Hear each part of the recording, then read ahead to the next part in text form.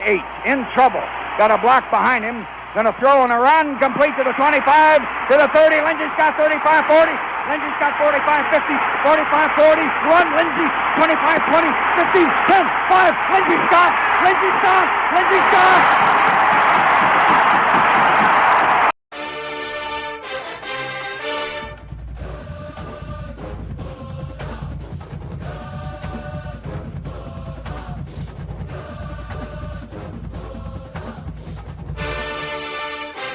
What's up, everyone?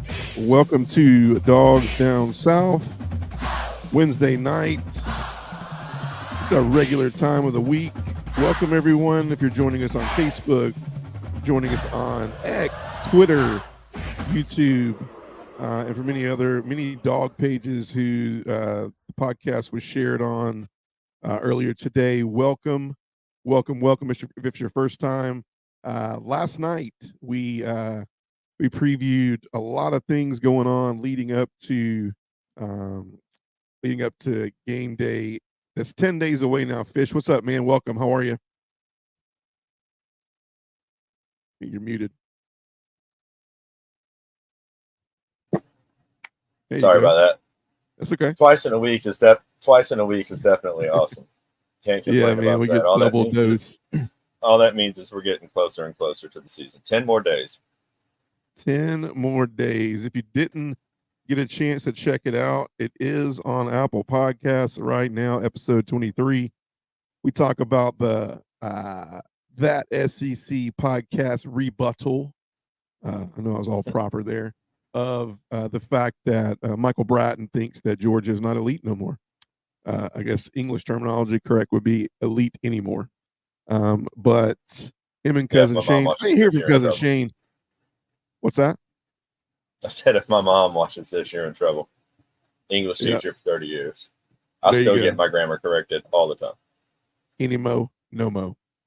Yeah, man. So he obviously has predicted the Dogs to lose to Alabama and a couple others here or there.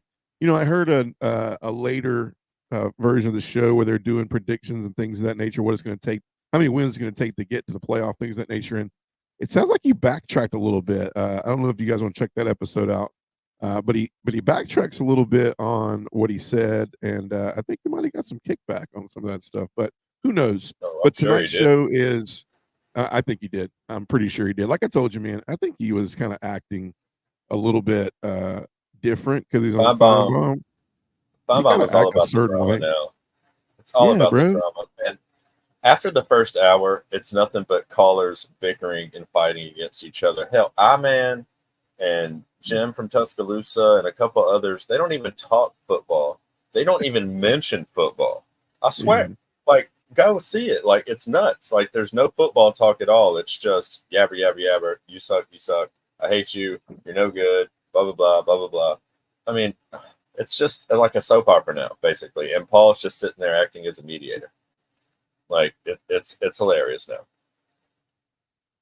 That's so funny, man. The thing is, man, I think they pay some of these guys. I think it's staged. Oh, because you can't tell me, man, that I mean, for all I know, man, Paul Feinbaum's paying some of these guys in like 12 packs of beer, because all of them seem to have the same thing in common. I'm sorry, most of his regular callers are like DJs or radio personalities from like areas close, like around the schools and stuff, like cities around, like, or in Alabama or South Carolina or North Carolina or Florida or whoever. So yeah, definitely they know who they're calling, and I'm sure that they discuss what to talk about, you know. Right. They're probably like, I mean, either that radio host or like they're all alcoholics, man. I'm serious. I think they get a check in the mail every month, or they get like coupons for beer. Yeah, I know Jim loves his Bud Light, so yeah. So funny, man. So funny.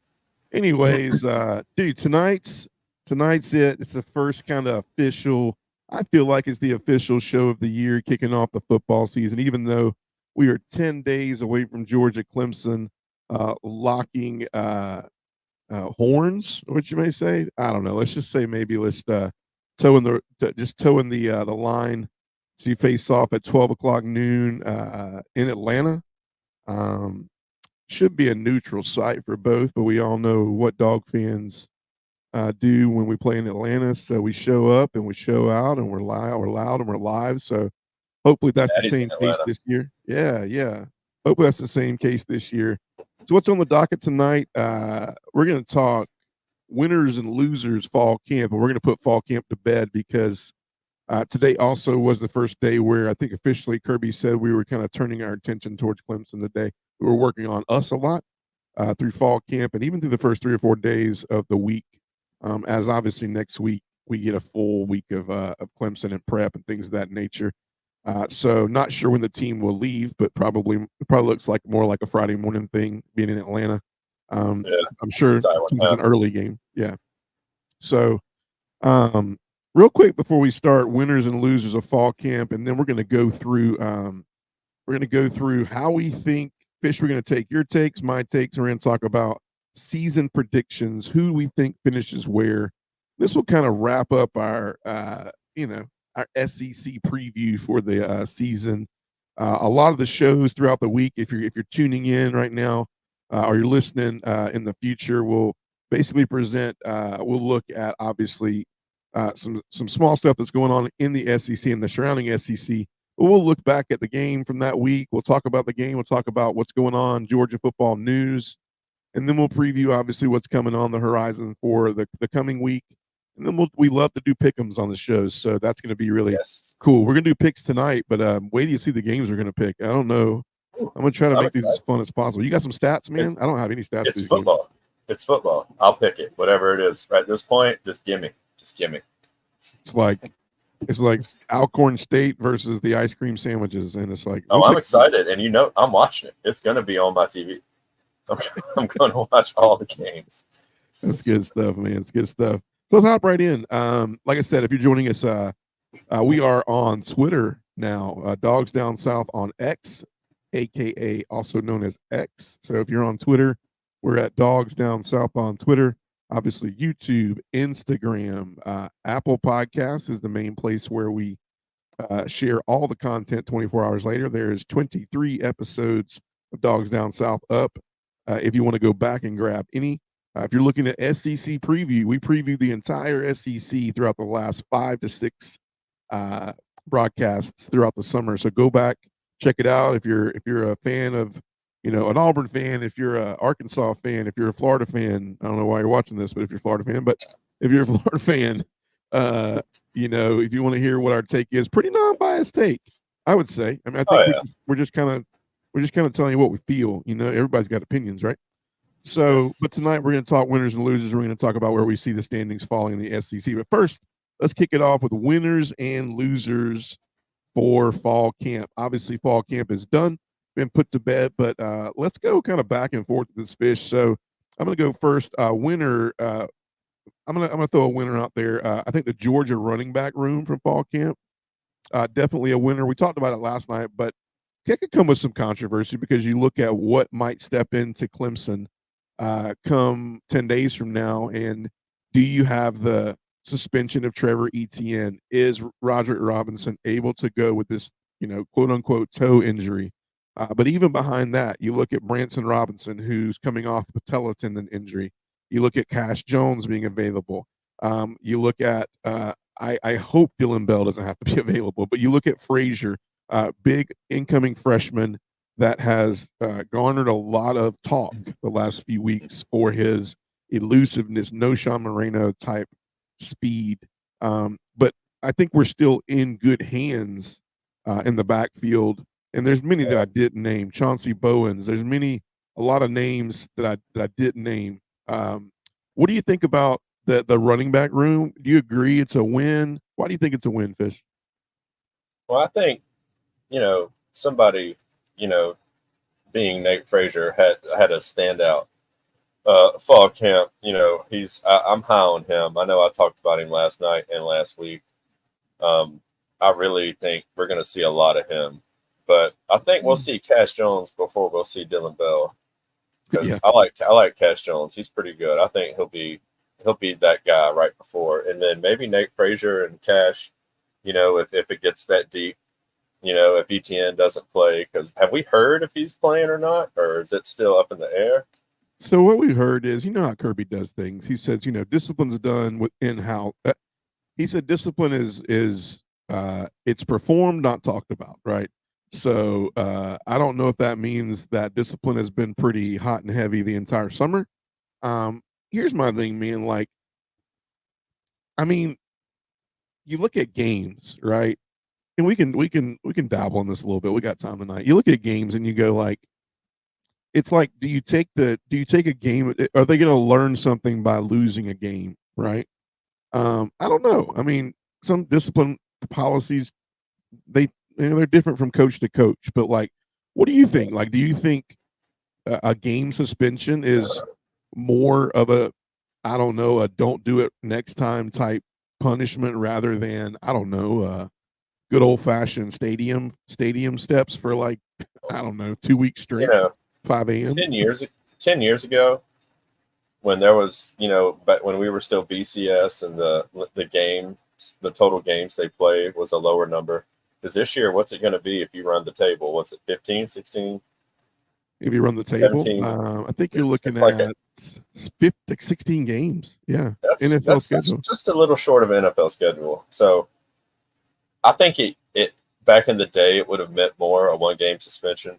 Now I think it's just, what if that game, it didn't say when the game is. He plays at Clemson and then sits out Alabama A&M next week. Right. And there's his 1-game suspension. Right. And then, so I don't know. I know personally, I don't know what he's doing in-house, but I think making an example out of somebody might be something that might need to happen. And I don't mean kick them off the team, but maybe like 4 or 5 games, no matter who it is, because this is ridiculous.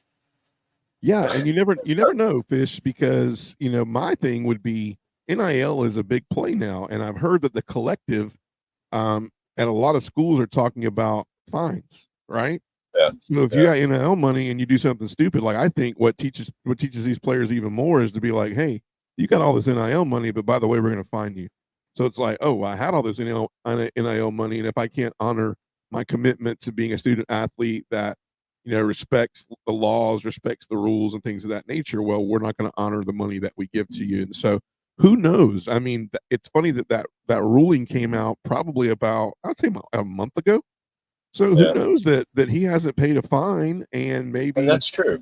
Ran, I don't know, ran 4 weeks of stadium steps at 5 a.m. Ran till he puked, all day, every day. I don't know about you, dude, but like I have climbed, and we aren't the most blessed athletically and physically and healthy young men we used to be 20 years ago when we played baseball together. 20 years ago, right? 25. He's been what day. But I will tell you that like I have walked those stadium steps to get to my seats in the last few years, and let me just tell you, man, from the field to that first level where you go up to the second level, man, if I had to do those like repetitiously running them for a while, they're not for everybody, brother. No. And I remember like this as a kid going up and down, just walking all over the stadium, barely watching the game. We cared about the game, but we were more interested in walking around and going all over the stadium and collecting cups and, all that good stuff. But yeah, right. I just think about them now and my calves start to hurt a little bit. Yeah, man. My calves start to burn just thinking about walking from like the ground up to like row 52. Dude, yes.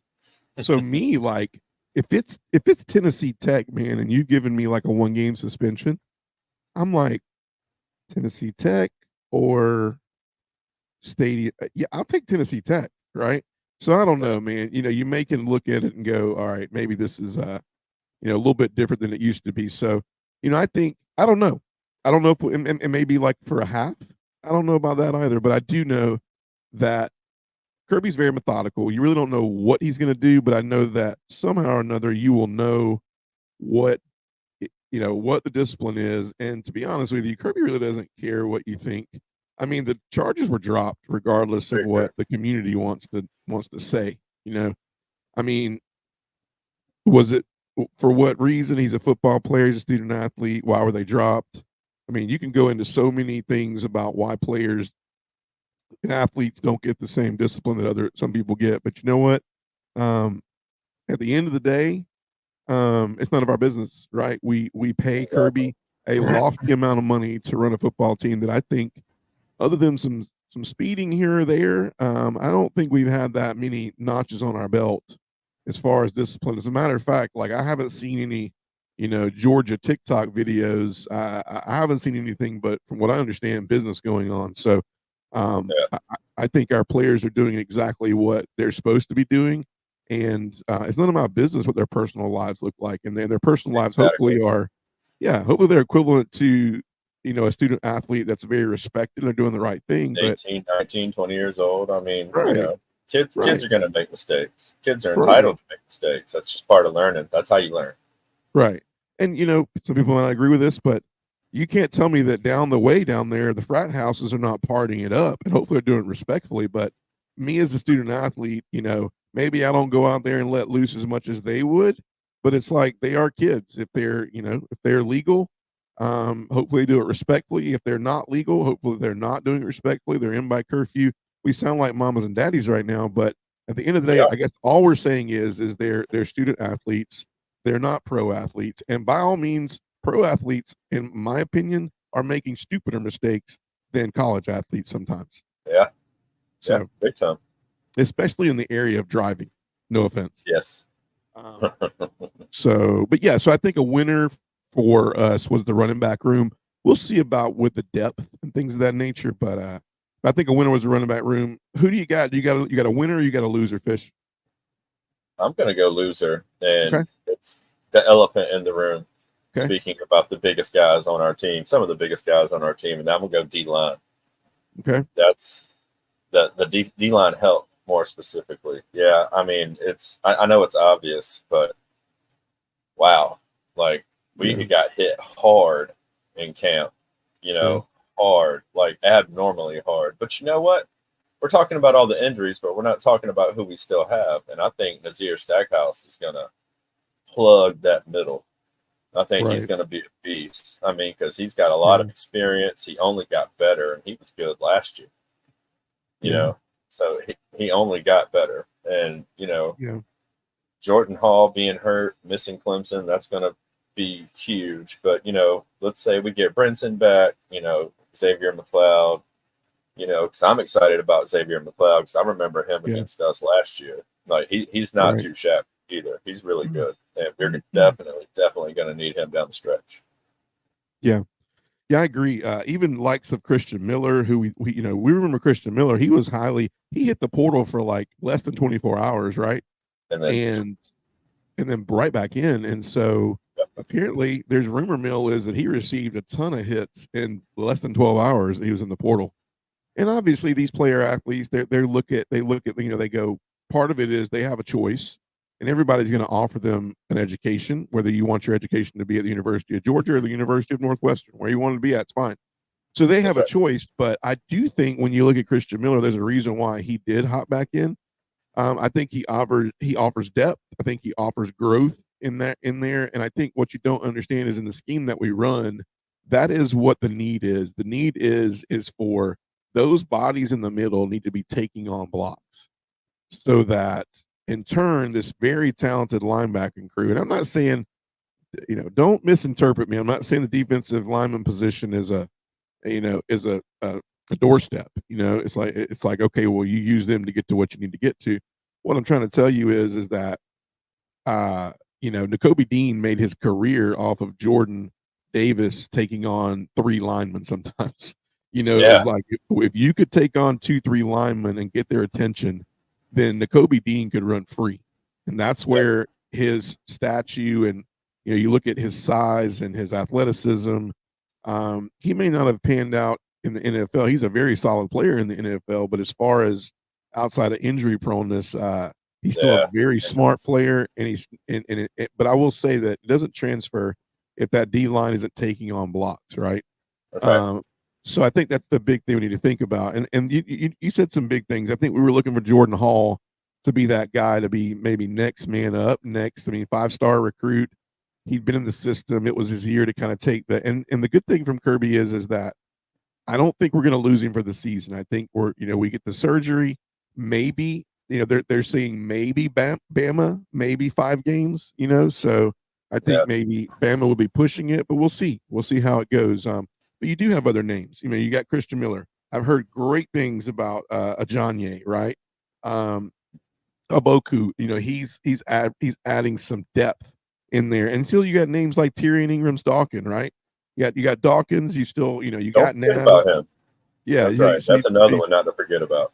Yeah, so Dawkins, you got Miller, you got Brinson, and Brinson did play in scrimmage too. So let's not overlook that. He didn't play much, right.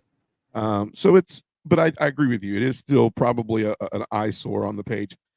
Winner for me, Georgia linebacker room, right? Man, so many resources poured into this linebacker room. If you look at Schumann, who is the co-defensive coordinator, that's been his area of expertise. And man, we are just overflowing in talent at the linebacker position. Jalen Walker, Damon Wilson has flashed. Quintavious Johnson has flashed. CJ Wilson is still, he's still the guy, right? So when we look at everything and we see how everything's coming together, and you see these young guys, these freshmen coming through there, Justin Williams, things of that nature. You just look and you see this and you go, how deep are we at linebacker? We're really going to have a chance to see that. So I'm really looking forward to the linebacker room. And then one more loser. Who you got? You got a loser? You got a winner? I'm going to go loser. Okay. And I'll take the losers. You take the winners. It's fun. All right. Cool. Center depth, obviously. Yeah. Got to be an area of concern because that we need Tate where Tate needs to be. Yeah. Right guard, right there, leading the way for our backs, plowing that hole. Because that's going to be huge. And Jared Wilson, he's had a good spring, great spring. He was one of those names that was getting thrown around a lot, like a lot of praise, a lot of good stuff. Yeah. But he's got that nagging injury, and we're going to need him to be over that and back in the saddle as soon as possible for our offensive line to be back at 100%. Yeah. I was thinking about it the other night. I was like, Kirby plays this game so very well. There was speculation. I read a ton of different articles and a ton of different takes from what people think and what people know, and you don't know what people really know because you don't know what they've seen. But a lot of people said that Jared, he was in there on some snaps, but he basically dressed and for like the maybe 8 to 10 snaps he took, he looked really good, and then he was out of there. So part of me goes, and I'm giving you this is what are we doing, those conspiracy theory things. So part of me goes, Kirby wants to make sure that the world sees Jared Wilson in uniform fine, to not freak out. The world sees the Warren Brinsons in uniform and they're fine. Kirby's just going to tell you the truth in these interviews and tell you what they're dealing with injury wise. But I think we have, I'm not being biased, I think we have one of the best medical staffs in the country with Ron Corson and that crew. I've never seen not only the quality of the rehab that some of these players that we get coming back. You look at Brock, you look at Ladd, you look at the return of Branson this year with that patella tendon. They really take a lot of pride in not just rushing things back, but also getting them back and getting them healthy. It's really great to see that Branson last year was, leg was in the air, almost unusable. I don't know if usable is the word, unusable. And now he's actually cutting and he's actually being effective and might be leaned on as the top back coming into Clemson. So that's pretty cool to see. So I agree with you because we got Ratledge there and we don't really know what we hold in Drew Bobo, although I've heard he's had a good camp. Last one for me before we move on is so I've heard a lot of this is good to hear. So a lot being said about Daylen Everette, right? This was a position last year. Everett was somebody that everybody looked at, and I probably read it on every single chat, Facebook group, things of that nature. Why is Everett in there? What is he doing? play this, play that, all the sideline Saturday coaches, right? And I do think there was some merit to that in some places, but Everett has, I've heard exponential growth from Everett, and Kirby does not give praise for the excuse my term, for the hell of it. He doesn't. Yeah. He's not about that. If he sees it, he says it, but he's not about sitting there and blowing you up for no reason. So big things. I mean, obviously Daniel Harris. You got Ellis Robinson, the talented freshman who's right there on the back burner as well. But when you look at the cornerbacks, Everett has become a leader in that cornerback room, and they say the freak athlete obviously is Humphrey. So I don't know. I mean, strength at the cornerback for me, even though we lost, a good bit last year. But if you remember correctly, both Humphreys and Everett were on the other side of Lassiter last year, and so both of them platooned a lot. They were in a lot. They played a lot of downs, a lot of football last year. So you got to feel really good about that with a healthy Malachi Starks back there. So I know we had these written down. Any like winners and losers that we didn't mention, Fish, that you want to add in there? I have one, but you go ahead. I don't know. Our linebacker group, and I know we talked about that, but just think about how huge they're going to be this year, man. And our middle linebackers, I guarantee you, best in the nation. Yes. Between CJ and Wilson. I said Wilson earlier. It's Allen. I don't know what I was thinking. Go ahead. Man. Oh, no. I mean, both of them in the middle. And then a healthy Smile and a healthy McHale. Mm-hmm. Mm-hmm. Oh, my God, dude. I mean. I didn't even mention McHale. I didn't even mention Smile. He gets overlooked, but he's probably our most valuable defender besides Malachi. I mean, it's a toss-up between, they could both be number one. I agree. I mean, but I've never been more excited about a linebacker room that we've produced. And that's saying something because we've had some really good ones, especially lately. But these prime 4 guys right here are going to win us a lot of football games this year. Mm-hmm. Mm-hmm. Yeah. I love it. Mine is going to be, I always, when we get off some of the shows that when we go on at night, I think through some things and did I miss anything or should we just talk about this? What should we talk about next time? I think something it was a huge win that a lot of Dog fans are overlooking right now too, is the fact that this is year 2 of Bobo Beck, right? Year 2 of Bobo and Beck is huge. That's a win because now you have a play caller that is more comfortable. It's going to have a run game. It's going to have a quarterback that no longer are we sitting there. And don't get me wrong, I don't think the playbook was ever halfway full because Carson couldn't understand the terminology or anything like that. But I just think confidence for a play caller is huge. And so year 2 is huge. But here's the big one. And this is the big win, I think, is that nobody's talking about is what kind of step do we take even farther on the defensive side of the ball with Tavares Robinson coaching that secondary and being you got Schumann and here we go. Schumann and Alabama's defensive coordinator from last year. The whole thing, the whole kit, caboodle, everything. And he's sitting there as a co-defensive coordinator. So we got 2 of the most brilliant young defensive minds in the game on the same staff with Kirby. I think defense is I think it's gonna be, I hope, let's put it that way. I think it's gonna be fun to watch in 10 days. This defensive core get after it against some jerseys that are not red and black. And so I look super forward to that. So I think those are definite wins. Let's hop into some fun though, Fish. Let's get it going, man. We are going to have our last stab at SEC, banter per se. So we're going to look at 16-1, how we think these records are going to pan out. We're going to try to be as non-biased as possible. But we're going to be biased a little bit. No, we're going to try to be non-biased as possible and talk about it. So I think what would be healthy is, I tell you what, I can go, I'm going to give maybe my 16 and then you give yours, and then I'll turn it to you and we'll work our way up the chart, right? And let's see if we agree on some of these numbers, right? So I'll take first outside of the box because I don't think there's any person listening to this podcast, if you are, and if you listen later, that will not agree with this, but I do think that the 16th best team in the SEC, which is also the worst team in the SEC, is the Vanderbilt Commodores. I think that's a given. Do you have them in the same spot, Fish? Unfortunately. Okay. I'm a closet Vandy fan. Okay. Okay. I always pull for them. I love was last year, not this year. I love an underdog. You know, and I like Clark Lee, and I think he'll be a good defensive coordinator somewhere next year. So here's the question. Here's the big question. What do you have their record at? Let's go through the schedule real quick, right?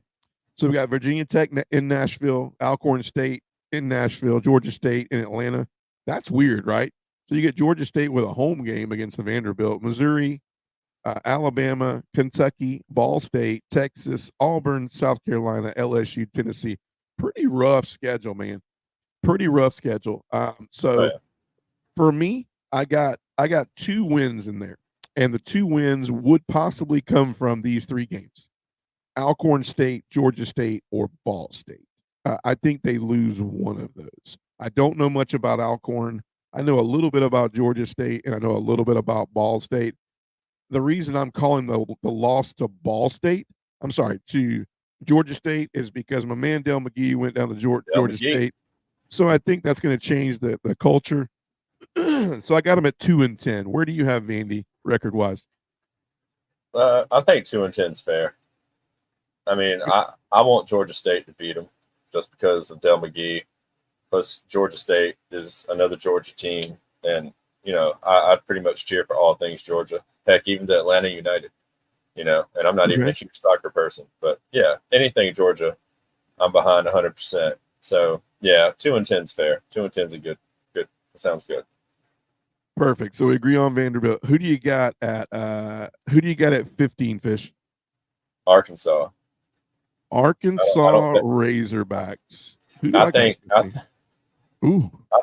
I think he's coaching for his life, but I don't think it matters. I think they still pull in for 15. Okay. So we got Arkansas. So what do you have them? Let's look at their schedule real quick. So really quickly with Arkansas. So excuse me too, because I don't know. Okay. So we got UA. So University of Arkansas Pine Bluff, Oklahoma State, UAB, Auburn, Texas A&M, Tennessee, LSU, Mississippi State, Ole Miss, Texas, Louisiana Tech, Missouri. So I don't have Arkansas here, but who do you think? What do you have for their record? 3-9. 3-9. So you got them. I think they get upset.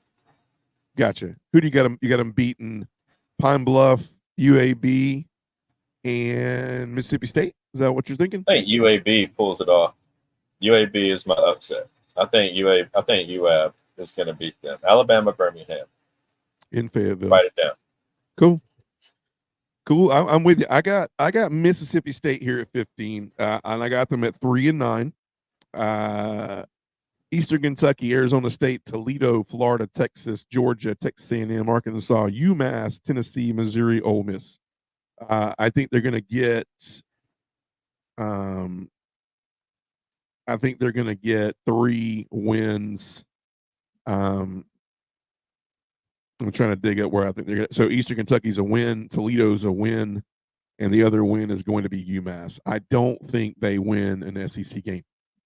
That's just me. And I know you got Mississippi State somewhere else, so you can kind of talk about them there. But I got Mississippi State there, and you got Arkansas. Cool. I mean, I see it. Arkansas is very near in the future for me, but that upset is a big one that's going to set Arkansas back. And so, 14 for me is so I have this. So you look at Mississippi State and you go 3-9.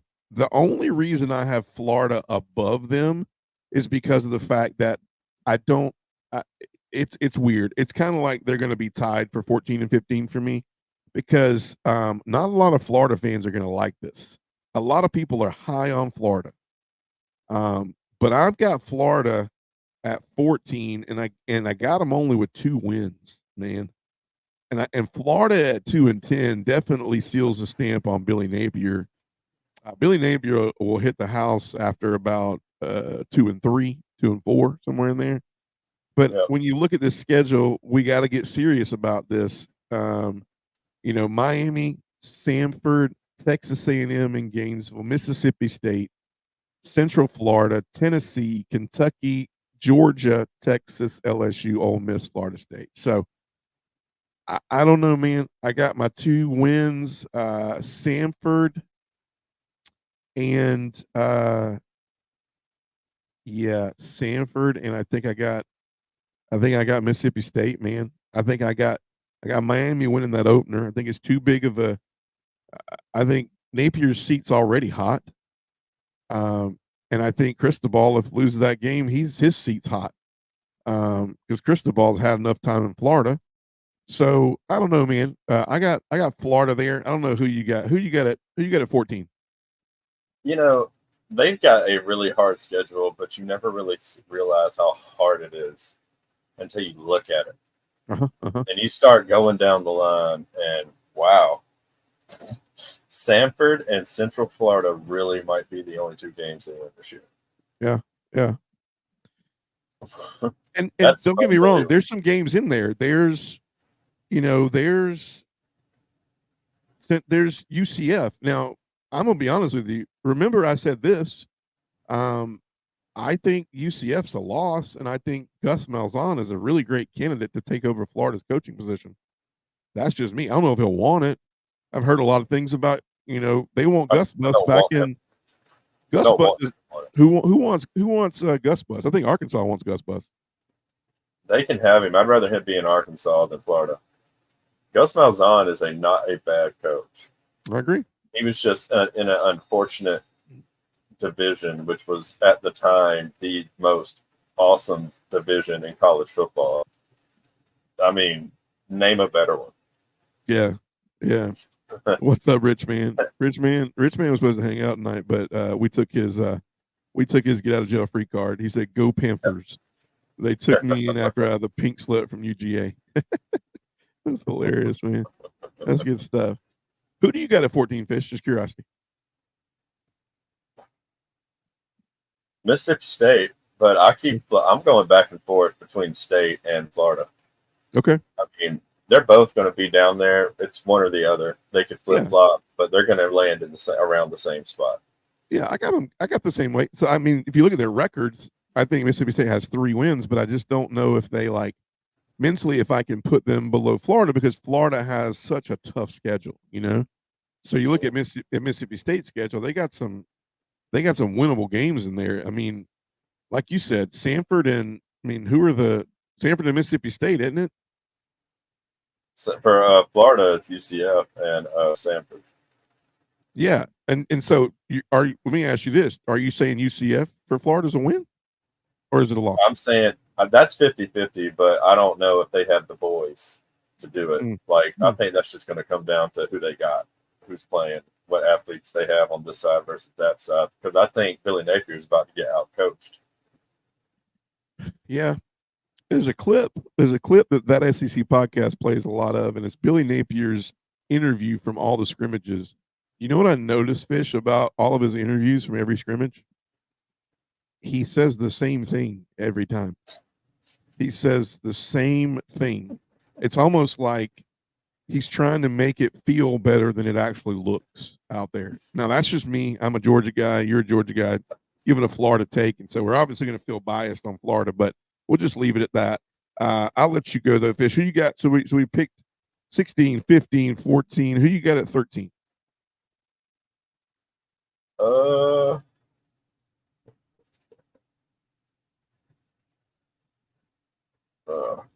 14. South Cackalack. Okay. I kind of have. I think 12 and 13 for me are same records, could go either way. I agree with you. I don't have them there. I have them at 12, but that's our Arkansas and South Carolina flip that we have. So let's look at both Arkansas, South Carolina. Let's look at South Carolina first. I like that pick. I think record-wise, I think I got South Carolina at 4 and 8. Old Dominion, Kentucky, LSU, Akron, Ole Miss, Alabama, Oklahoma, Texas A&M, Vanderbilt, Missouri, Wofford, Clemson. I think you got wins at. What do you got their record at, Fish? No, I got them at 4-8. Okay. 4-8. I got wins Old Dominion. I got wins at Akron and Columbia. I got Vandy, obviously, and then I got Wofford. And we're all assuming that Texas A&M is going to be relevant this year. This could all change. I agree. This could all change after week 1. Yes. Because, they're going to have to get their big boy pants on really quick. They get the Irish, the Fighting Irish. Man, you get them at Kyle Field, man, and it's like you're on preview. Connor Weigman is on preview. I will tell you that the difference maker that I see for the Irish in that game isn't it kind of cool that it's weird actually. The difference maker could be for the Irish is that you're going against the coach that was Riley Leonard's head coach last year. Yep. So I don't know if you remember that, but Duke, that's where Riley Leonard was. He's now the starting quarterback at Notre Dame, and all of a sudden, here we go. Mike Elko is sitting there at Texas A&M, opening up against him. I'm sure Riley Leonard's scratching his head, going, "Really? This is how it all panned out." This guy knows exactly what I'm capable of. But let me tell you this. Let me tell you this, Fish, and I'll let you chime in on it. Connor Weigman is for real, man. Connor Weigman is for real. Before his injury, he's for real. I don't know if they lost too much, but this team is still a good team. Elko is an A&M guy. It's going to be a good game. Leonard is I don't know if we can really judge Riley Leonard in a Notre Dame style recruiting class, because they still get good athletes at Notre Dame. Duke, obviously, they got 2s and 3s and some 4-stars, right? I don't even know I think Leonard might have came out as a 3-star.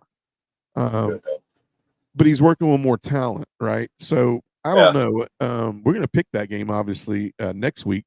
But I like Connor Weigman, man, and I have Texas A&M. I got Texas A&M up there with some possibilities, but I think we're on the same page about who do you. Let me ask you this: what do you like about South Carolina? What sticks out to you about South Carolina this year? Shane Beamer and the job he's going to have to do coaching this year. I think, that quarterback they have, I'm not sure of his name right now, but he is supposedly looking real good. And Lenore Sellers. He's got to be an improvement over Spencer Rattler. Got to be. Spencer Rattler. Yeah. And, they lost the wide receiver. They lost the defensive lineman, both really contributing starters last year. So, that's going to be hard to replace. But, 4 wins also isn't a very decent season, especially if you're in the hot seat already, which I believe Beamer probably is. He might have another year after this year.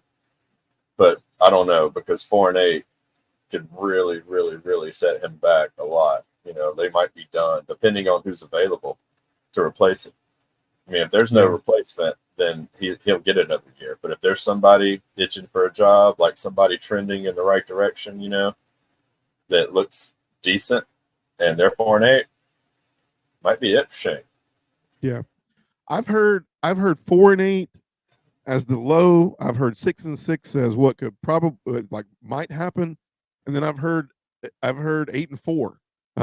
And here's what I would say: the 8-4s. This is what they're seeing. They're seeing Lenore Sellers, but Sellers is an incredible athlete.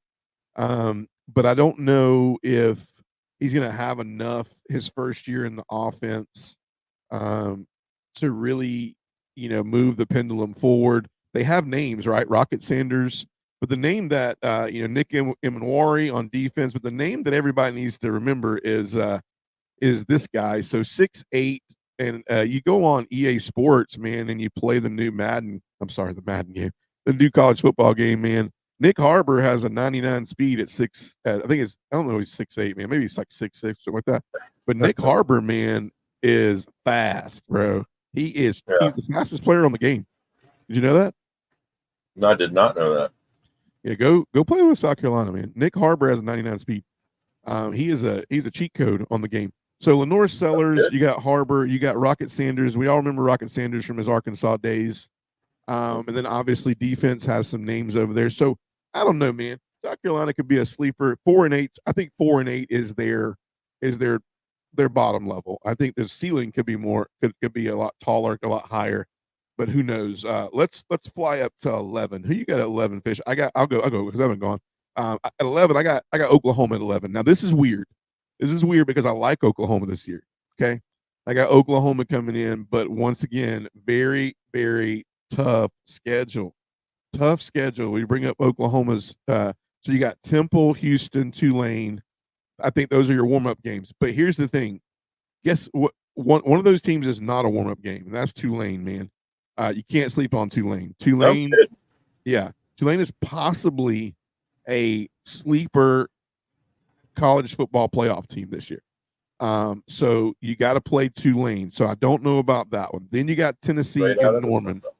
Big breaker. Tennessee in Norman. You know, Josh Heupel returns to his old stomping grounds. You got Auburn, Texas, South Carolina, Ole Miss, Maine, Missouri, Alabama, LSU. Here's my thing. Now you see why 6-6 is very possible, and it's because I think Temple is a win. I think Houston's a win. I think they better beat Tulane. So they better be 3-0. I think Tennessee in Norman is a toss-up. But guess what, Fish? I'm going to give them the dub against Tennessee. It's 4-0. Auburn, 5-0. Here's where it goes south, dude. Texas, I got them at a loss. So I got them at 5-1 there. South Carolina's a win, 6-1. And then I think they lose 4 more. So 6-2 Ole Miss, 6-3 Missouri, 6-4 Alabama, 6-5 LSU, and then Maine is a win. So I got them at 6-6, but it's 7-5. I think the pivotal games that will kind of be toss up will be Tulane, Tennessee. They got Tennessee at home. They'll be excited. They got Heupel coming back to his main stomping grounds. So there's where your 7-5 and 6-6 might come into play. Who do you got at 11? Oklahoma's good, but I agree with that 11. But I mean, that Tennessee Oklahoma game is a game that I'm looking forward to because that's not a traditional game. That's a Citrus Bowl or an Outback Bowl or, a game that we don't get to see very much. Right. A game that traditionally you don't get to look at. And that's my favorite part about the conference expansion. Like USC, Ohio State, Oregon, Michigan, those are going to be games. And I don't know if they play each other exactly like that this year. And I know they won't next year because the schedule is just flip-flopping. But I love that aspect of all this. I do. That's one of my favorite parts. Depending, who cares what other people say. I think that's going to be awesome. And Oklahoma, again, here's another one. Oklahoma going to Auburn. Yeah. That is not a winnable game. It's a winnable game, but it's not a game that's going to be easy by any means. Maybe 50-50, maybe 60-40 Auburn, because Auburn doesn't play around on the Plains, especially if it's a night game. Yeah. There's all kinds of crazy stuff that happens in Auburn at night. It's nuts. Yeah. It's almost like Death Valley at night. Yeah. Rich man said boomers will all suffer sudden death syndrome if they go 6-6. Can I tell you something? I don't know where there's more wins at. I don't know where to get those wins at because, my toss-ups, my locks are Temple, Houston, and Tulane's not a lock, dude. Because Tulane's good. But it's in Norman. So I'll give it to them because it's in Norman. Temple, Houston, Tulane are my 3 lock wins. Maine is my 4th lock win. South Carolina is my 5th. Here's the thing. To go 6-6, they gotta get Auburn, Tennessee, one of them 2 to go 6-6. They gotta get Auburn and Tennessee. So let's say they get Auburn. But here's the thing. It's in Auburn. And guess what? I'll give you a little bit of a early preview of where I got Auburn. For that game, that is Auburn's 5th straight home game. That is their opening SEC contest and 5th straight game at home. It's not a great look for Oklahoma. They got to go play Auburn after Auburn's been sitting at home for 4 weeks fresh. Ain't even hopped on a plane or a bus. Nope. So I don't know, man. I like Oklahoma, but it's going to be tough to see 6-6 or 7-5. So, there's no way 7-5 is possible. Yeah, I don't Sorry, think there is, man. Unless they slip up and Missouri might be a game that they could mess around and, be hang around in until like late fourth quarter, and then who knows what happens. Depend. Maybe it's one of those games where it depends on who has the ball last. Game winning field goal, something like that. It's in Columbia, so that might be why I think Missouri's probably going to get that one. But who knows? Yeah. And I mean, when you look at the Missouri game, like it's late. So you got that pretty much a bye week off of Maine, but look at those last three games: Missouri, Alabama, LSU, and LSU's in Baton Rouge. Welcome to the SEC, because apparently you drew the bad end of the stick because Texas apparently drew the good end. Although our friends from that SEC podcast, Michael Barrett, says Texas is not even going to make the 12-team playoff. So, there's that. So, 10. Let's see if we agree on this, Fish. I got Kentucky at 10. Who you got at 10? This is one of those, again, it depends on how good A&M does, because I like Kentucky.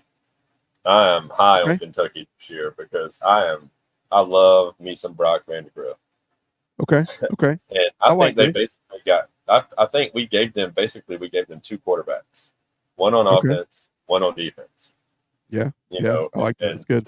These are good players. These are highly recruited, good players. Brock Vandagriff was a 5-star. Was Pops a 5-star or a 4-star? I think Dumas Johnson was a 4-star. So, but they got some boys. They've been recruiting. I don't know how good the portal was to them this year, but the quarterback is a very important position, and I think they got a stud. Complete opposite of what they got last year. Complete opposite. Yeah. This guy's going to come in here and get them at least 7. At least. Well, yeah, and you gotta up the mentality, right? Not only is the athletic ability of Dumas Johnson and Vandagriff, they came from a team that, I don't know if you guys looked at the DeMeco Ryans basically gave Georgia a recruiting pitch this morning when he interviewed with somebody and said, if you get a player from Georgia, you are getting an NFL ready player. He's so impressed with Kamari Lassiter with the Texans. And he said he just knows how to practice. He knows the expectations. So basically, DeMeco Ryans, I think he just gave pretty much Georgia a pitch to probably lock down about 2 more years of the top recruiting class. But that's the thing. So they gained 2 players that are already mentality-wise have been practicing at an NFL caliber practice. And now you're taking that athletic ability and that mentality and that coaching mindset to Kentucky. So I have Texas. I'm glad you said Texas A&M, because I have Texas A&M and I have Kentucky right there, 9 and 10.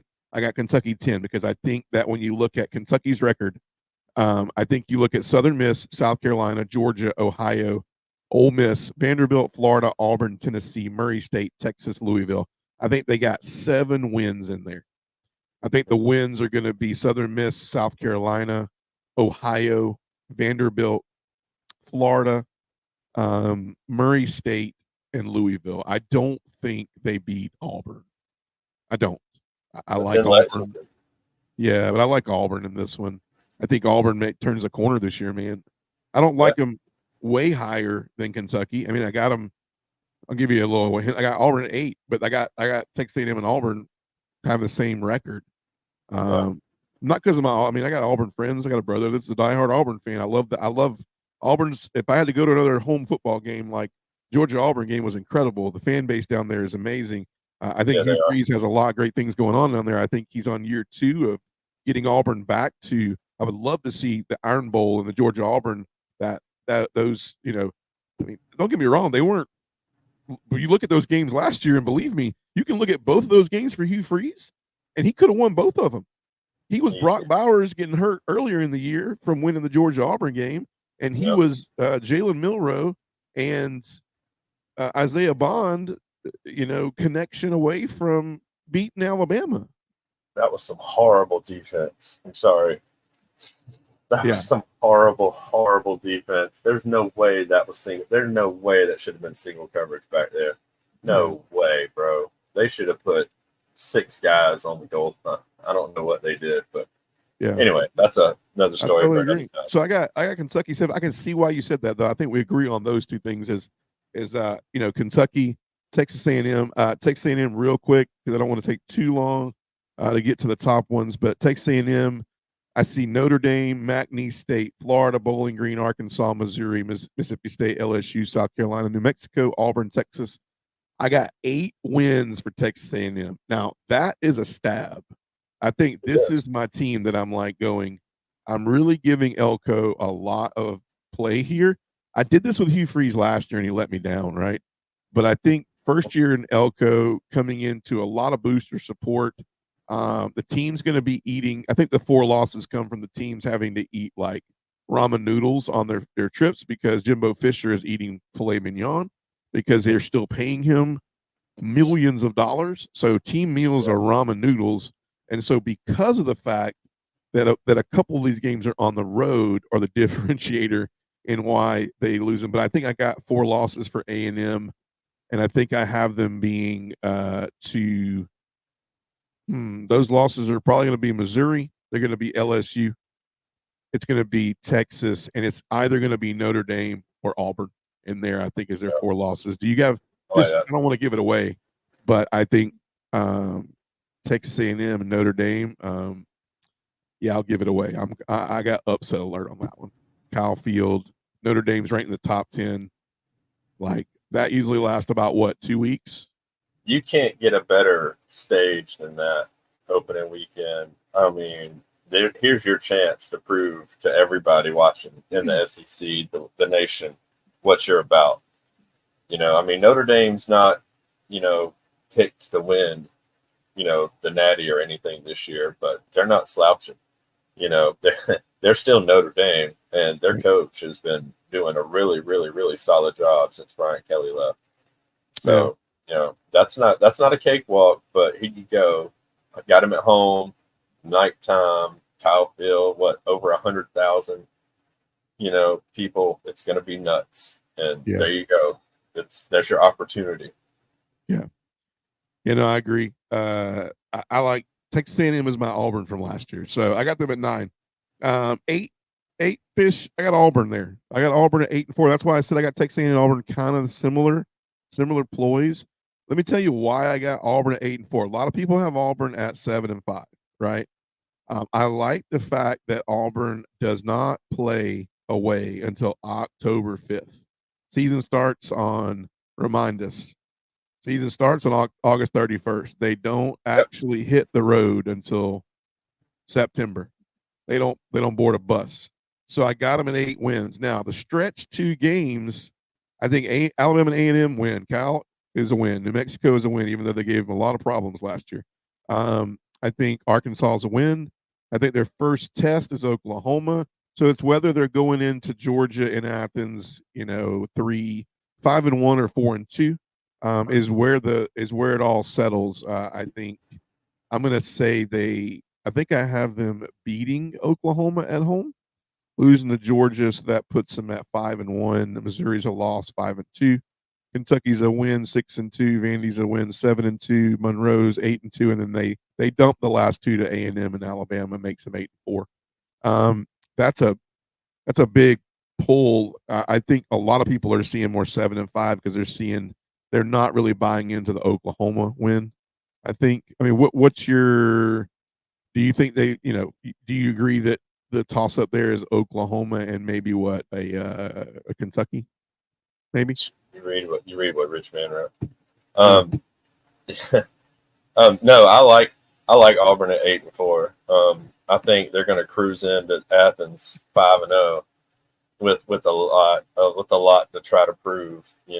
Especially after how close the game was last year, they're not going to come in there thinking that they don't have a shot. They're not going to be scared. They're going to hit us in the mouth because they're going to think, hey, we're 5-0. But Peyton Thorne is going to be what depends on their, what their success hinges on this year and what he does. They're going to go as far as he can take them, and not an inch further. I don't know who they got at backup, but he might not be wonderful if Peyton Thorne is getting the nod over him. You know, I don't know how Hugh Freeze does his quarterbacks. I'm not familiar with if he'll start a freshman over a veteran. If the talent's there, you know, I'm not sure, you know, what he does. But, yeah, you know, so is good. I'll be honest with you, Peyton Thorne is definitely the guy, but not a lot behind them. So redshirt freshman Hank Brown, I heard a lot about Holden Griner, and then the freshman Walker White. Freshman Walker White is very highly touted, but definitely, I think Thorne's the guy. I think he gets a big boost because last year, he was looking over his shoulder a lot. Robbie Ashford is actually in South Carolina this year, so I think between Sellers and Ashford, I think I think Hugh Freeze said, let's see if we can ship him over to South Carolina and get get our boy over there, Beamer. Let's see if he can just do the stupid thing I did and play this 2 quarterback system. And I don't know, maybe Beamer's gone. We're going to talk hot seat too. I want a couple hot seat things to end the night tonight, but let's press forward. But I like Auburn at 8-4, man. I think 7-5 is what people are looking at. I like Richman's take. I'm gonna read this comment. Auburn gonna jump on the tide with all 4 feet, both wings. Turkey Buzzard Tigers win the Iron Bowl. Yep. You're calling Iron Bowl victory, man. Where is the Iron Bowl this year? I think it's in Tuscaloosa, man.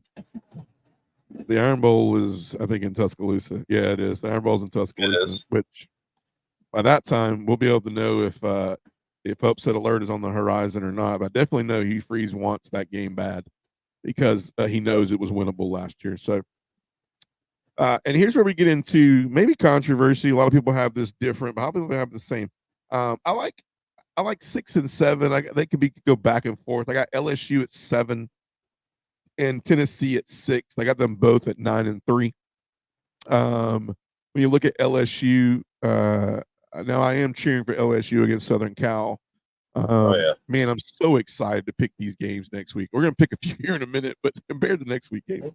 But USC is going to be a really great game. They actually play that game on a Sunday. And you know what LSU does on Sundays. I don't know if you remember 2 years back where they beat or was it Florida State that beat LSU at the end of the game, last minute field goal? LSU.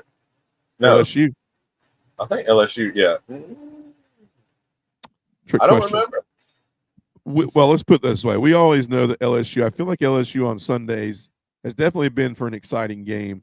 I'm interested to see, it's going to be on an SEC stage and a neutral site. I'm interested just to see 2 coaches that I could care less more about, Lincoln Riley and help me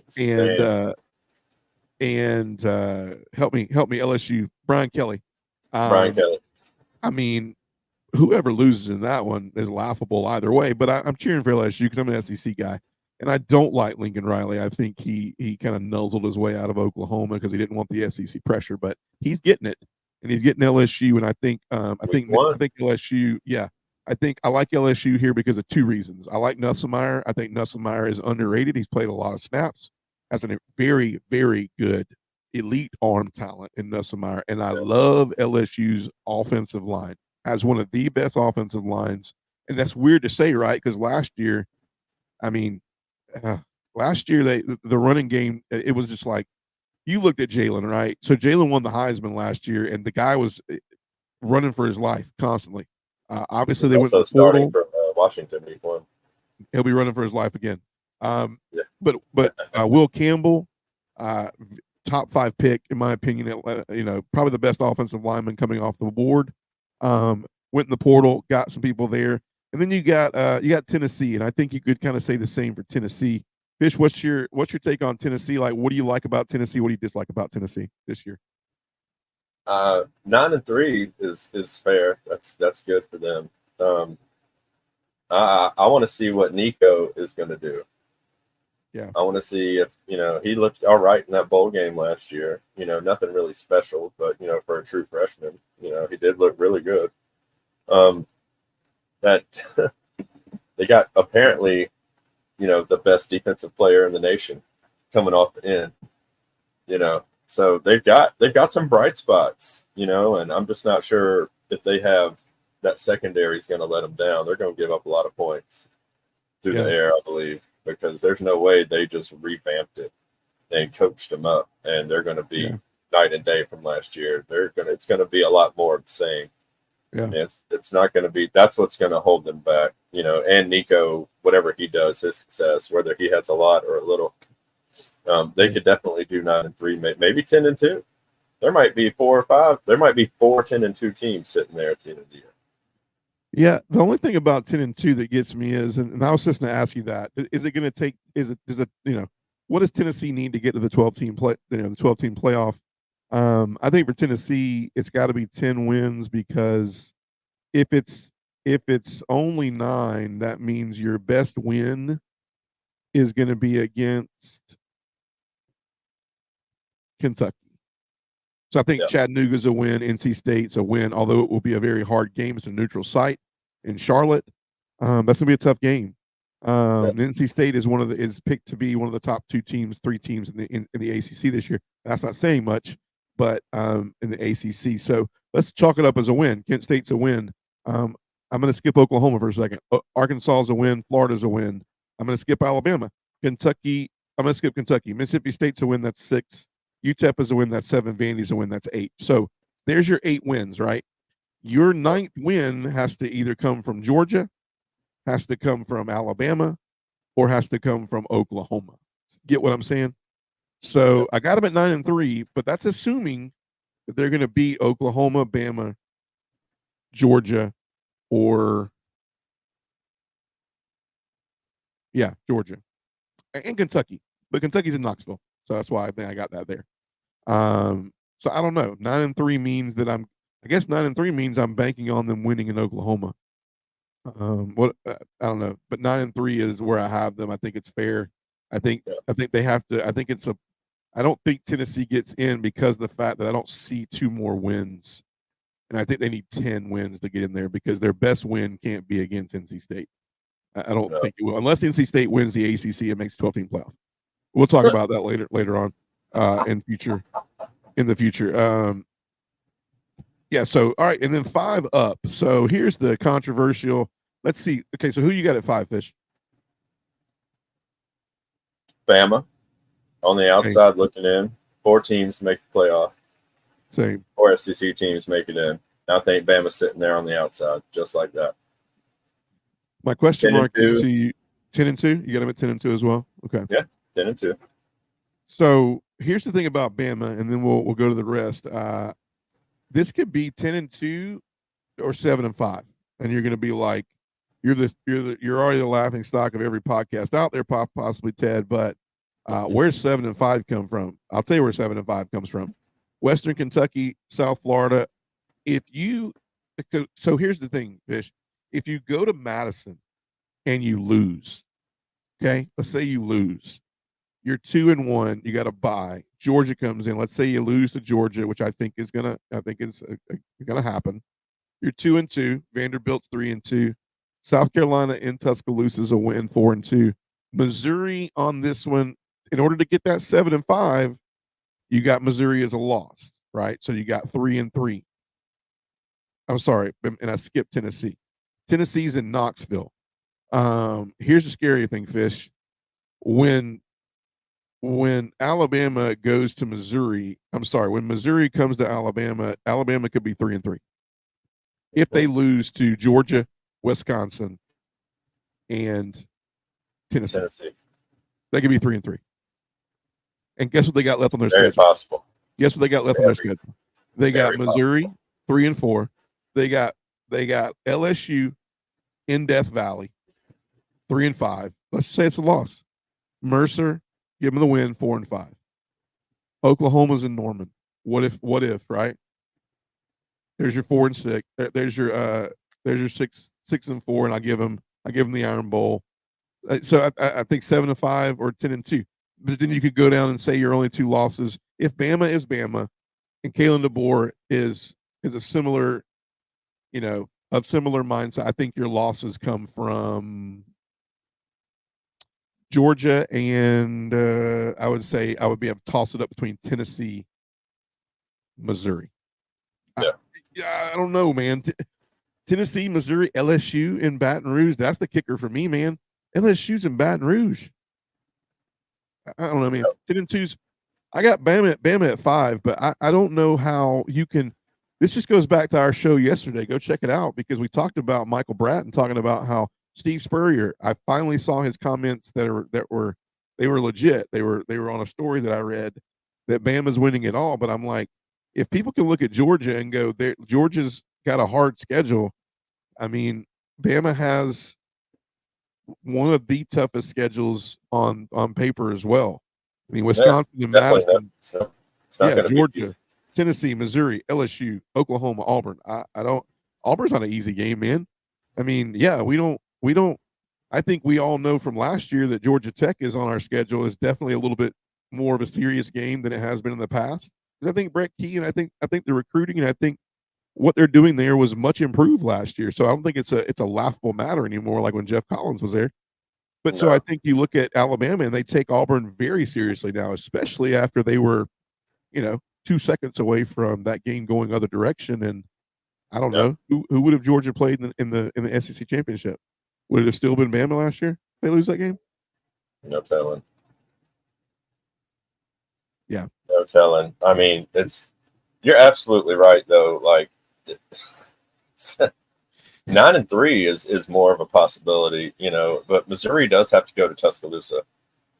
And I think that might be the hardest game on Missouri's schedule next year because Missouri on schedule alone is going to win enough games to get in because you're not going to kick an 11-win SEC team out of the playoff. That's not happening. Yeah. Like, I don't care what their strength schedule is. That's not happening. I mean, it's just there's not going to be enough out there. That would mean there would have to be at least maybe one Big 12 team and 5 or 6 Big 10 teams or Big 18, whatever you want to call them. I mean, and that's just ridiculous to think about. Yeah. And I think, and a lot of people are giving 9-3 to Bama and they're saying they're still in because they're still giving the Alabama, I don't know, the Nick Saban red carpet. I mean, they're riding that red carpet for a couple more years. I mean, Bama, they weren't picked to get into the 14 playoff. They should have been out a few times, right? But next thing you know, what is a playoff without Alabama? I think that's what the committee says. What's a playoff without Alabama? And they could prove us wrong, man. Alabama could come out and be elite. They could knock us off our socks. They could shut us up. All that. I mean, Richmond says if Bama wins it all, he'll eat Spurrier's old stinky moldy sun visor. I don't think Alabama's going to win it all. I don't think they're going to win the SEC either. I'm not biasly saying that either. I think as people that are looking at everything in perspective and calling it as they see it and watching years of college football and seeing what's unfolding in front of us, I don't know if Kalen DeBoer can come in and do that. I could be wrong. They lost a lot. They lost their 2 best players. I agree. Caleb Downs, Isaiah Bond, gone. I mean, and I know that's just reload. Alabama reloads, but no, they don't. Not anymore. Yeah. A lot of people hit the portal, not just Caleb Downs and Isaiah Bond. Right. So, I mean, they're missing a lot. Just because Milroe's there, he would have to come out and be Michael Penix for them to make the playoff, in my opinion. He's going to have to be. Yeah, and we talked about that last night. If DeBoer comes out and tries to blanket statement that Penix offense with Milroe, the shocker is going to come really, really soon against Wisconsin. And yeah, Milroe ain't elite, man.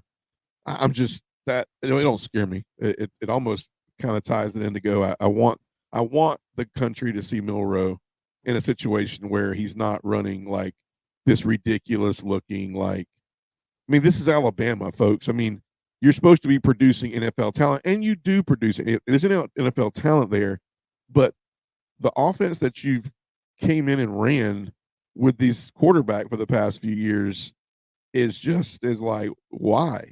All right? Like, why? Why does Tommy Rees have to come in last year and install this wing T flex bone, pistol type offense? And we all know that Nick Saban, regardless of who your OC is, and we've seen Lane and we've seen Sark, it's a pro style offense. But last year, man, it was like, what is this popsicle offense, right? So it's like, what flavor are we using? You know, what offense do we get this week? Anyways, but for time's sake, I think we both agree Alabama is going to be out. So that puts us with these 4 teams in this order, or maybe in some order. I know that Georgia and Texas were the last 2 teams that we previewed 2 weeks ago, and so I think, and I'll ask you, Fish, but I got Missouri at 10-2, Ole Miss, Texas at 11-1, and Georgia. Tough. But I think they're. I'll say it to be not politically correct, but understanding that this is a tough schedule. If Georgia has a loss somewhere, I do agree with Michael Barrett. I think it might be at Ole Miss or at Texas. If there's a loss there somewhere, I don't think there's both. But Ole Miss, Alabama. Just because of the timing of that game. It's, first game for DeBoer in Tuscaloosa. I don't know, man. Is he nervous? This ain't no Texas defense. This ain't no Pac-12 defense, dude. It's the best defense in the country, man. And I said that with Ohio State looking on if they want to. It's the best defense in the country. I got Missouri, Ole Miss, Texas, Georgia as the last 4. Do you got them in that order? Is that the 4 that you have in? And do you have these 4 teams in the playoffs? Definitely, for sure, easy. Maybe flip Ole Miss and Texas, and I'm just going off of their running back injuries. That might hold them back a little bit. I think Isaiah Bond and Quinn Ewers is going to be a connection that we hear a lot about. You're going to hear a lot about that on SEC Nation and Game Day whenever they're talking about Texas. Isaiah Bond ain't no joke. And no matter who he's got throwing in the ball, that man's going to get his. He's going to shine. So, and Texas is good. Like, they're not picked as high as they are because they're just Texas. Right. I mean, that's not what we're doing anymore. So, I don't know. I'm excited to see it. I'm very excited to see what happens. But, yeah, maybe flip Ole Miss in Texas, but Georgia, Ole Miss, Texas, Missouri for sure. Yeah.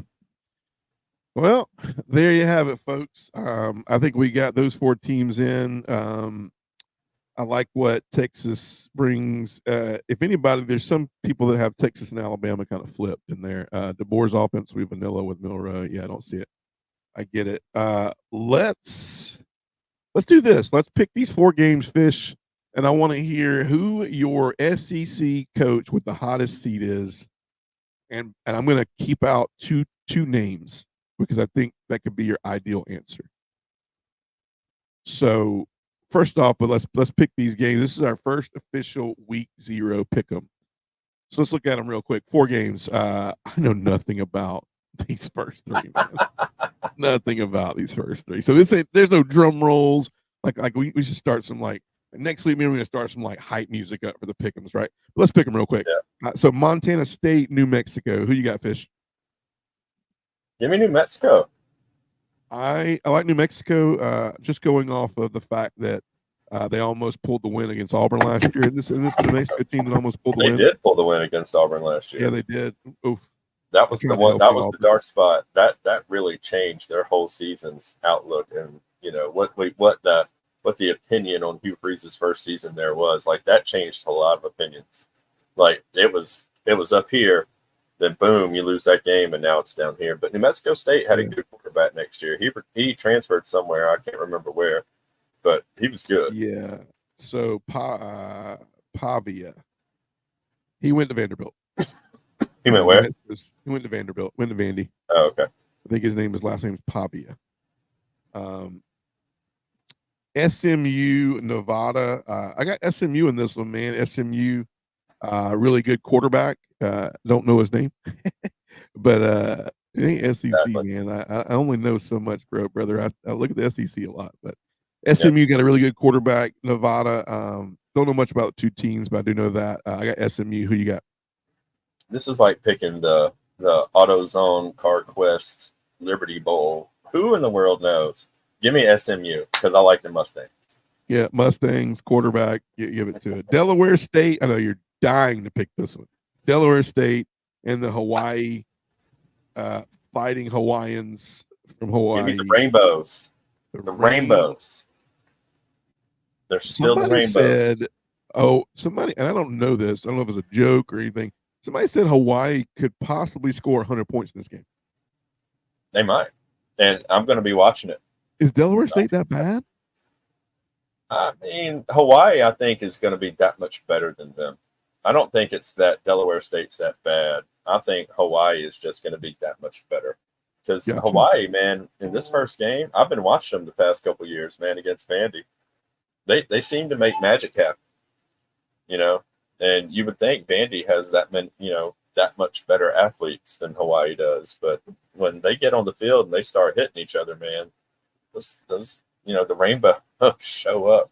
They do. Yeah. That's like their prime time game. They're going to be one of the only games on at this time. So they're going to get a lot of attention. And I think they rise to the occasion. I feel you on that one. And then the game day will be in Ireland, Dublin, Ireland. Am I right? Dublin? Yes. Yeah, Dublin, Ireland. Samoans roar. Hawaiians. The Hawaiians. Florida State, Georgia Tech in Dublin, Ireland. Why we were going, I don't know, man. It's not a mediocre. Okay, whatever. So let's just pick it. It's in Dublin, Ireland. Florida State, Georgia Tech. I like what Brent Key is doing at Georgia Tech, man. Me too. I like what he's doing, tough, hardcore. Maybe this year they're going to let him actually wear these shirts without having to cut the sleeves off. Maybe they'll give him shirts. I mean, dude, I think they went to Nike or something this year. Like, all I can remember from Brent Key last year, I was like, brother, the program is going in the right direction, but you can't get a shirt on that's not a sweatshirt that you didn't cut the sleeves off of, and you're on national television with this. Anyways, Channeling his inner Bill Belichick, man. I guess, but I don't think Bill Belichick. I don't think he cut it. I think he rolled the sleeves up. They already had it cut for him. But anyways, and Florida State, obviously, I like Florida State this year, and here's the reasons I like Florida State this year. I think they had a great portal. I think they had a great recruiting class for them. I think DJ Uyunglele is going to be a real, you look at the quarterback position for them last year and the early injury at quarterback with Jordan Travis, and just obviously you saw the Georgia-Florida State game where they had numerous players leave, and a lot of them say, hey, if those players don't leave, it's a different ball game. Here's the thing. If we're ready, give me Florida State in Dublin. Uyunglele, too much. I think Brett Key and them are close. They're getting closer, but not yet this year. Not yet this year for me. So Uyunglele and Florida State, they win. Give me touchdown and a 2-point conversion. Give me 8 or 9 points. What do you think? I'm not that high on DJ. And Florida State may have better athletes. I don't know. Tech is doing way better than they should be with Brent Key. The man has made some serious changes. They played us tough last year. That wasn't a cakewalk by any means. And I'm sure they're only going to get better this year. But I feel like if the game was like week 5 or 6 and Tech had more time, I would be more inclined to pick them. I'm still going to pick them, but not by as much. Okay. I would have them by 2 touchdowns because I think DJ is just not that great. And I don't know what Florida State has. I know they lost a lot. Mike Norvell's a good coach, but I think everybody is just overlooking Tech. And I watched them play us last year. It was the only game I watched them play last year. But they looked really good. They showed up, and they're going to show up for this game. So I'm going to pick the upset and give me Tech by a field goal. Tech by a field goal. Well, you heard it here, man. We went both ways. Just so you know, Vegas is 11.5 to Florida State. So that's not a lot. It's not a lot, but it's in Dublin, man. So you don't, I don't even know if bands are going to show up. I don't know what that looks like. I don't know if we're going to be hearing 180 times. I don't know if we're going to hear, I mean, it's the George. I don't know, man. Tech plays it. They just play so many stuff the same over and over. So I don't know if you're going to hear that over and over. So I do think that's a factor. I think this is going to be a hard game for these two teams to get up. There's no home crowd vibe. I don't even know what the fan situation looks like. I could be wrong, right?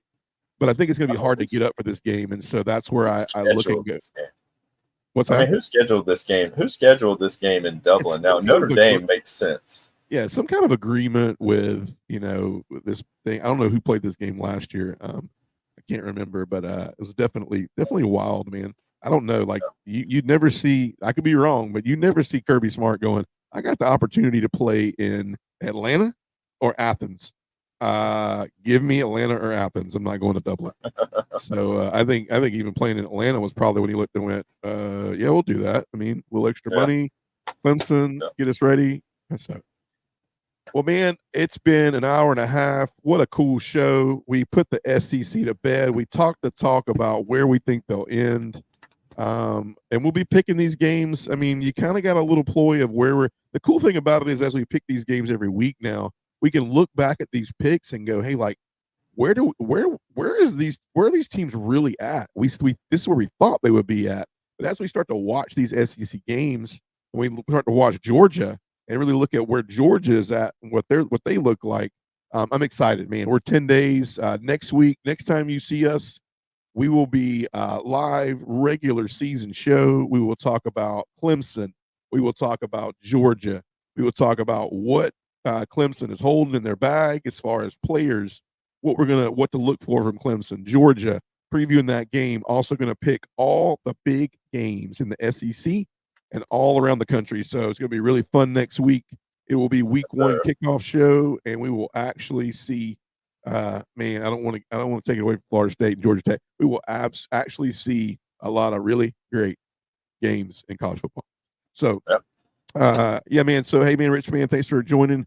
If you are if you are joining late or catching this later, make sure you join us every week. We're usually a Tuesday, Wednesday, Thursday, but we've been more consistent with a Wednesday, Thursday, more even consistent with a Wednesday night thing. So we'll make sure you get the information out on Facebook and all platforms, let you know when we're going live, mostly at 7:00. But if you can't catch us, make sure you catch the replay on Apple Podcasts. This one will be up at this time tomorrow, 24 hours from now. So if you want to turn us on Apple Podcasts, follow us, Dogs Down South, and catch the rerun on your drive into work and drive out of work. That will be awesome. But on behalf of myself and Mr. Adam Fisher, we are 10 days away. Can't wait for next week's show where it will be game week. But until then, you guys have a great rest of your week, great weekend, and as always, go Dogs. Go Dogs, baby.